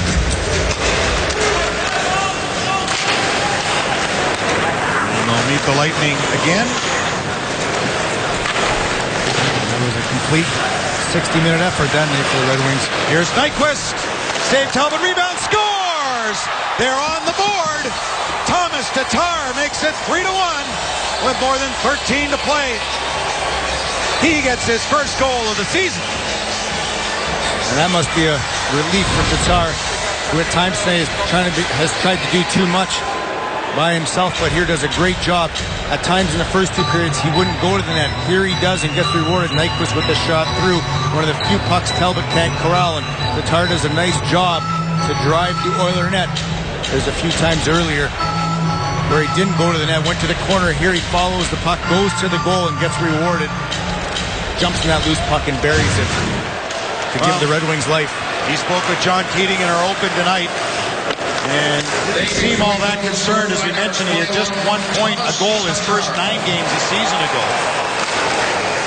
and gets his first goal to go along with 2 helpers early going this season in Game 6. Here's Tatar again. Cronwall couldn't keep it in.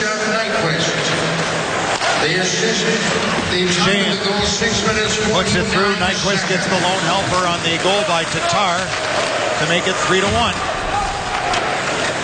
Taylor Hall turned back by Nyquist. Tatar, the assist, Nyquist at 6:49. Taylor Hall, slowly to center. Henrik Zetterberg, a rolling puck, couldn't get it. Dylan Larkin for Abdelkader. Did well just to keep control of it to center ice. Then Green will fire it in. Schultz double teamed by Larkin and Zetterberg. And Anton Lander ties up Zetterberg. And Lander's got it. Flipped it across for Klefbom. Tip past Green. Verging was to Kaiser to come over and force Edmonton offside. Well, Red Wings seem to be energized. 5 minutes left in the second period. They really applied some pressure to Edmonton and carried over here to the third period. They've got some good shifts, not only from the Zetterberg line, but right down the forward line, all four lines. Really attacking, forechecking, skating better than they have all night long.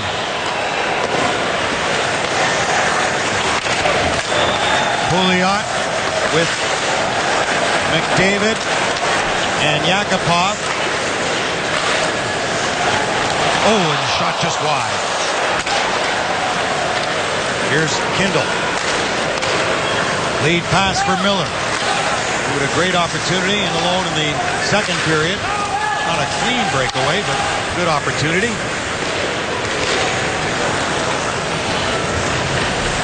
Zetterberg, Larkin, and Abdelkader right back out there. Trying to find some offense. Jeff Blashill maybe shortening the bench a little bit.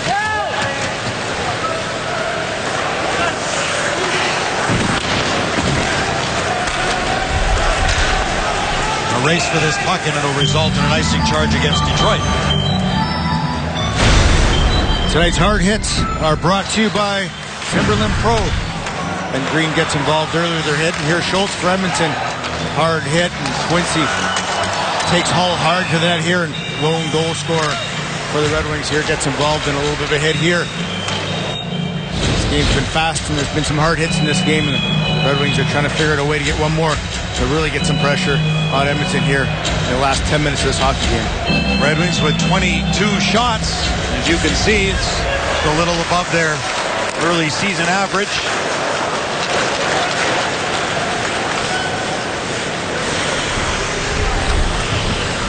Sekera moved it across, long stretch pass to center and dumped in by Edmonton. Mike Green for the Red Wings. Nowhere near Polkinen. Teddy Purcell knocked it down, but on comes Green. Just onside, although didn't look it. Green carries through. Back here for Brad Richards. Shot sailed wide of the net. Purcell turns back. Polkinen moves up. Purcell another try. Backhanded by Anton Lander to center. Past the halfway point here in period number 3. Ken Daniels, Chris Osgood, John Keating with you. Taylor Hall steals inside the line. Ryan Nugent-Hopkins, a backhander held by Mrazek. Thomas Tatar's had a good night with his first goal. More on that when we return. You're watching Red Wings hockey on Fox Sports Detroit. Presented by Bell Tire. Welcome back. Thomas Tatar getting his first goal of the year. Had a rough night prior to getting that goal tonight, though. A few too many turnovers. Trying to do a bit too much, and when you're struggling, you're pressing a bit. You try some plays you wouldn't normally try. This guy always goes all a little bit frustrated there, but gets the goal. Let's take a look at the Ram Guts and Glory play. And it's Tatar's first of the year off the rebound off Nyquist's stick. Talbot couldn't hold it. I got the Wings on the board and gives them a chance to come back in this hockey game. Riley Sheahan. Puck knocked away, but Nyquist follows up. Dropped to the line for Quincy. Rebound, Sheahan. And Talbot's there again. And that save right there, those are the saves Edmonton wasn't getting for at least the last two hockey seasons. Quincy with the initial shot through and a great rebound save, but Talbot's been sharp all night long. 23 saves up to this point. This guy's a big goalie. He's had some traffic to contend with tonight here. Abdelkader in front of him here. That's a great glove save, tracking that puck through, and his size came into play there again on that backhander from Glendenning, but Abdelkader and Helm Shane have been all over him, staying in front of him. He hasn't had an easy night looking through traffic, but he's a big guy and he's used that size to his advantage. The test a blocker save made by Mrazek. Connor McDavid in there against Green.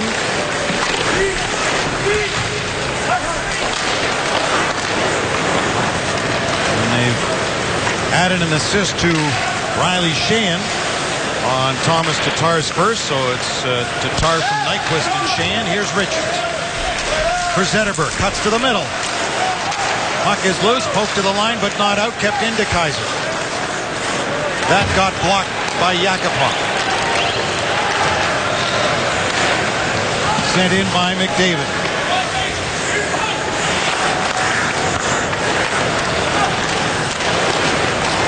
Some trouble with it down low for DeKaiser. Anton Lander stood up there by DeKaiser, who got some support down low from Dylan Larkin. Into the slot, and a shot whistled just high and wide on a quick one-timer from Teddy Purcell. Elm made sure to get out of trouble. Lori Korpikoski back for Edmonton. For Purcell. Dumped at the center. It's poked past Quincy. Here's Kindle, has to hurry. Quincy turns, gets at the center. The Edmonton Oilers shoot it right back in. Under 8 to play here. Time becoming a factor for Detroit now.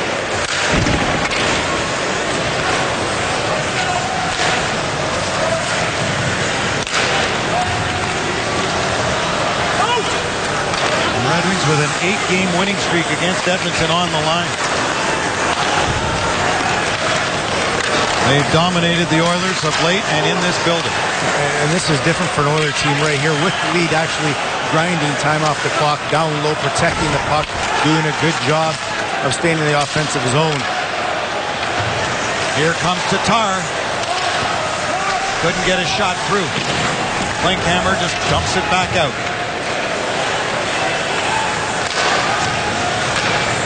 Jonathan Erickson. Off Andrew Ferentz. Eric Greiber. Ahead to Klinkhammer. Cronwall for Ferraro. He gets slashed at and knocked down.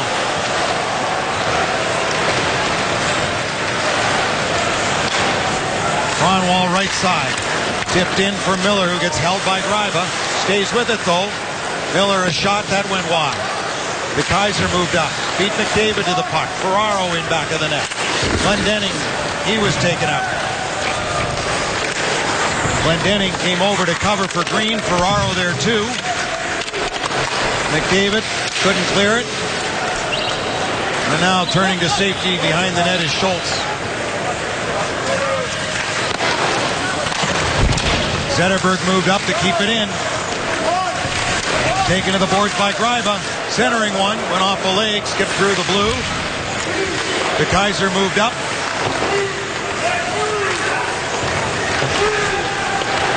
Trying to dig it out of skates in that scrum.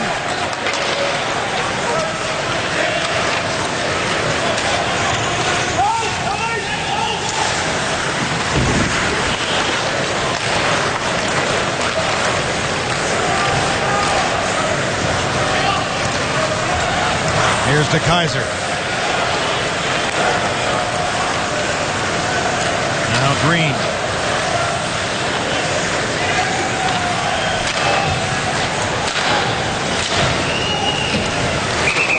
And Larkin just offside.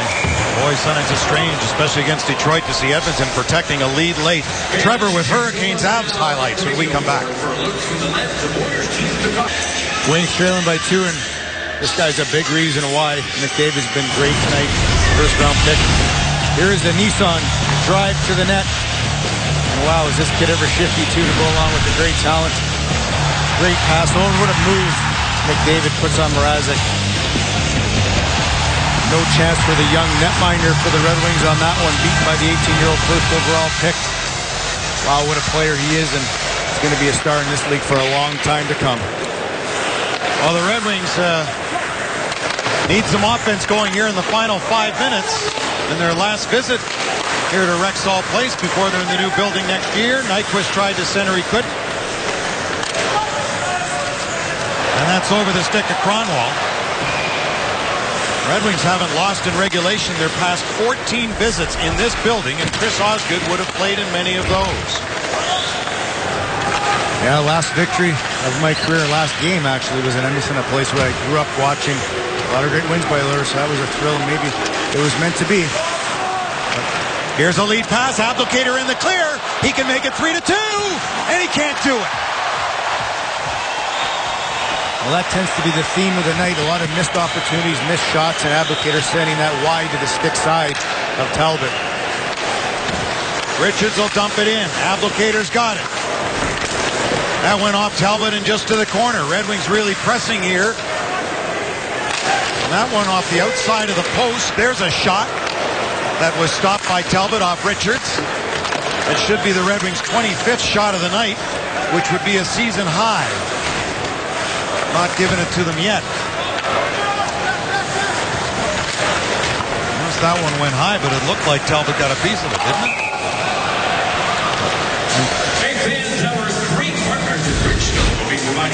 Abdelkader here with the breakaway. Now he's going to go to his bread and butter shot. He scored a lot of times last year on that exact shot.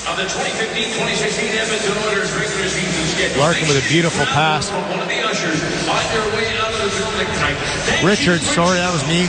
Great pass up the middle to Abdelkader. This is a shot he scored on a lot last season. He went to his A-plus shot and just missed. Talbot's a big guy, and I really think this has something to do with the Red Wings missing more shots than usual tonight. They've missed Talbot net a lot of times on some grade A opportunities. They haven't given the Red Wings a 25th shot here in the building, but our stat sheet has them at 25. Here's Helm. Knocked down Polkinen. Helm's got it. Turning. The Oilers have really been protecting the lead the last 10 minutes of this game, and the Red Wings have been coming on. There's a save by Talbot. And it's cleared back.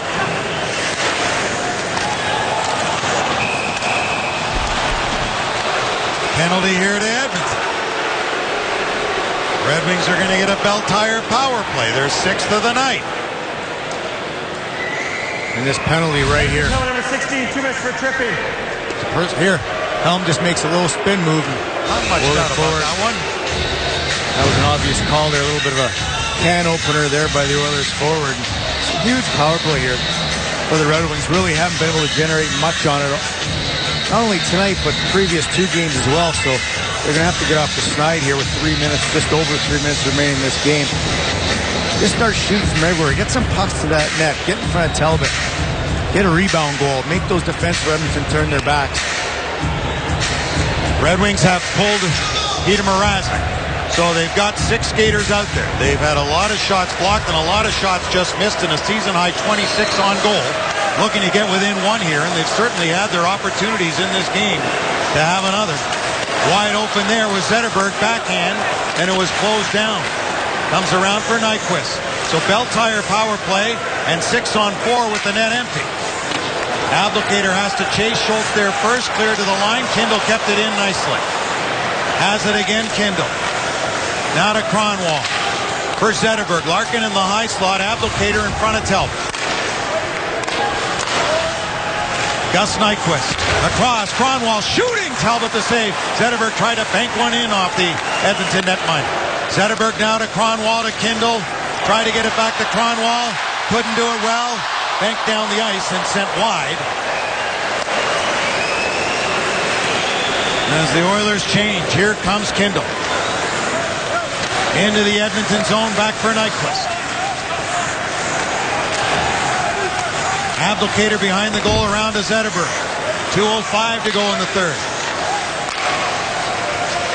Zetterberg across, Nyquist didn't shoot it and then had the pass across blocked by Sekera. Here's Larkin. Cuts to the middle. Good block by Kindle. Ryan Nugent-Hopkins clears to an open wing. Connor McDavid on the ice. Along with Anton Lander, shorthanded here for Edmonton. 25 remaining in the bell tire power play, net empty Detroit. Richards' shot went wide. Here's Helm to the line to Green. Across to Brad Richards. Tatar, who has the Red Wing goal tonight, his first of the season. Tatar to Green to Richards. Back to Green. The shot, it was tipped and wide. 1:15 to go. Here's Tatar. Penalty over. Pass back. Richards the shot. That got blocked. Talbot the save. Purcell dumped it out to center ice. 1 minute to go. Last minute of play in the third period. Carrying through comes Helm. Shot just wide of the goal. Helm and Polkinen to the corner it goes. Check was McDavid. Punch back to the line. Green with a quick shot that Talbot saw and a hold on.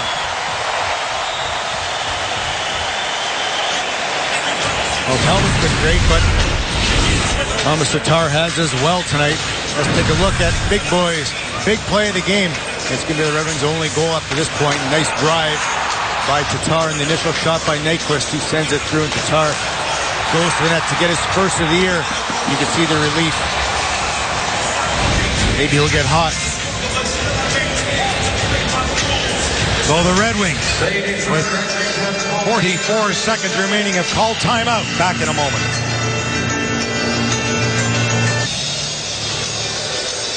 Well, you sure can't fault the work of Peter Mrazek, just like you couldn't in Montreal with the 44 attempts. They fired his way. Good here tonight. Stole a win earlier this season in Carolina. And I really can't remember back from when I watched him playing Grand Rapids when he hasn't been good. Once again, each and every night, this kid gives his team an opportunity to win the game, and at times steals a game for the win. Who win that faceoff. Red Wings have been very good in the dot tonight. There's a shot. Talbot the save. Green for Zetterberg. Tatar has to move in.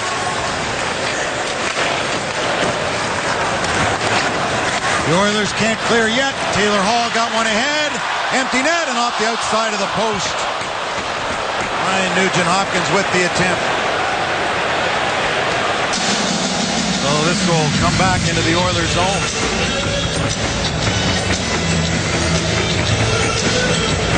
Todd McClellan's team has blocked unofficially 23 shots tonight. So the Red Wings, they wanted to get more shots, if not on the goal, which they do have a season high tonight with 29. Certainly at the net, they've done that, but now they got to find the back of the net. And we can say now that Talbot has been the difference. The third period, see 14 shots, has been very solid. Making saves this period that the Oilers just weren't getting for the previous 2 years. And you can tell their team plays with that confidence and a ton of block shots. You can see how the culture is changing here in Edmonton. Cleared to the line, and it's past Cronwall. Taylor Hall with an empty net, and he sent it wide. Tatar's got it. Here's Zetterberg. Ahead for Green, and the Edmonton Oilers are going to defeat the Detroit Red Wings. Red Wings' first loss in 9 games to Edmonton, and their first regulation loss, their past 18 against the Oilers. Their last trip to Rexall Place is one they will not remember fondly, as Edmonton has won 3 in a row this season, and the Red Wings have now lost 3 straight. The final here, Edmonton beats the Red Wings 3-1 as we go to our studio in Trevor Thompson.